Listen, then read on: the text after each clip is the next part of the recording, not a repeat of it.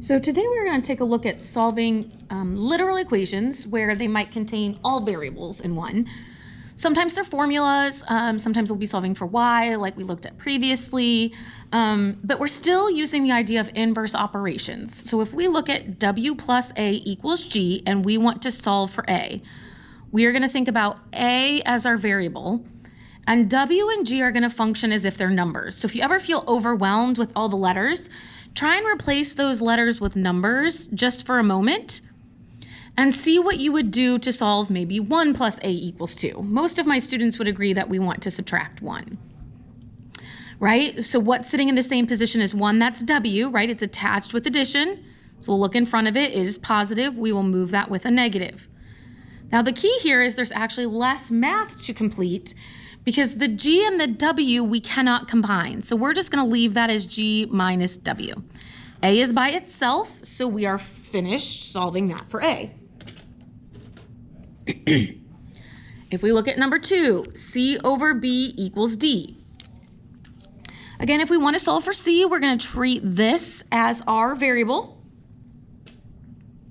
right? The letter that's over here is b. That b is connected with division. We undo division with multiplication. So we're going to multiply by b on both sides. Those b's cancel out. So we'll get c equals d times b. Now, whether you write that multiplication as just sitting them next to each other or with parentheses, that doesn't matter as long as you're getting that c by itself. Now, we can have more than one step when we're solving. So, for example, if we look at number 3 and we want to solve for x, right, we are going to undo division first. This is all part of the fraction, so just like we would normally do, right? If we had something like x plus 3 all over 4 equals 5, right? We would move that 4 first. So same thing here. We're going to move that z first, and we're going to multiply both sides by z. These z's cancel out. They do not affect the numerator. So we're left with x plus y equals h times z. Then we still need to get x by itself because that y is still sitting over there by it. It is attached with addition, and we undo addition with subtraction. Again, there's no math to complete here. We cannot combine any of those terms. We just tack it over. We're just rearranging. So we'll say x equals h times z minus y. Now, number 4 is an actual formula, right? This is our formula for the area of a triangle. So if we want to solve this for h, now some of my students' first expectation is, well, they just want to divide by 1/2, and that's totally fine. You can do this as separate steps.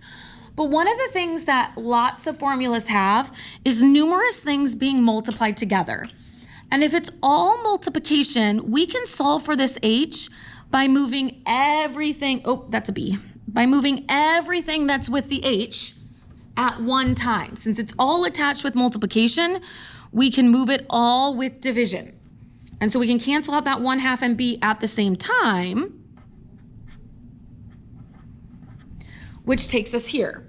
Now, mathematically speaking, we do have that h by itself. So mathematically, we have solved for h. We just don't very often see, well, we don't write a fraction inside a fraction, right? We have our fraction bar here and we have a fraction bar here. So what we really want to think of is the fact that there is a 1 in front of that a. And so we actually have, right, 1 divided by 1/2.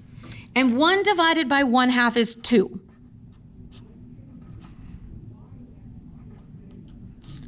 So this is the form we would actually see that answer written in. Now, they can look more like our solving for y problems, but maybe we want to solve for a different variable. So number 5 is asking us to solve it for x. So we have to be really careful on this one if we're solving for x, right? We want to move that y first. That y is just like a number, so we're moving that entire 2y all as one chunk. So that leaves us with 3x equals 2y plus 12. Now you could also write that as 12 plus 2y, but again, just that habit of putting the variable first, especially when we're solving for y. Right, then we'll undo multiplication with division. So I'm going to undo that 3 by dividing. And remember, multiplication and division happen all the way through. So I need to divide each individual term by 3. So I'll get x equals 2/3 y plus 4.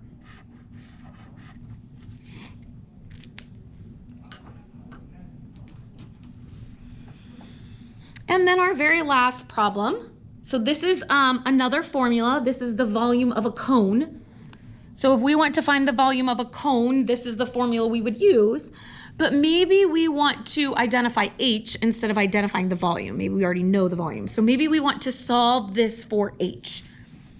So again, this goes back to what we looked at the problem above, right? Where we could get rid of all of this division in one chunk. So this is another one of those formulas that has lots of multiplication.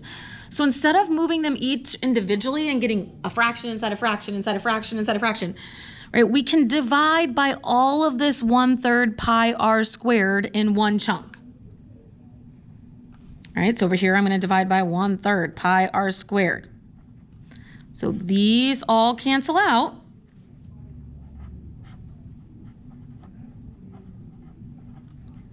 Okay, now again, this does give me h by itself, but that same idea that we mentioned before, we don't really write a fraction inside of a fraction. So we might look at this right here, right? And just like we did on the problem above, think about that as 1 divided by 1/3, which will give us 3.